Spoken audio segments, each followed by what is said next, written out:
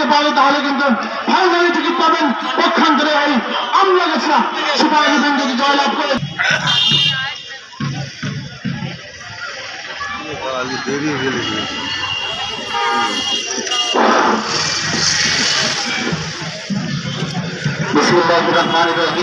আর অল্প সময়ের মধ্যে আজকের এই দ্বিতীয় সেমিফাইনাল খেলা অনুষ্ঠিত হবে। মাঠে হালন চমৎকার শক্তিশালী খেলা নিয়ে মাঠে নেমেছেন। এই মুহূর্তে বর্তমানে দেখা যাক আক্রমণ ঢোকা ধরেছিলেন কিন্তু আবারও কাউন্টারটাকে যাওয়ার চেষ্টা বলবনি আদর্শ যুব সমাজ।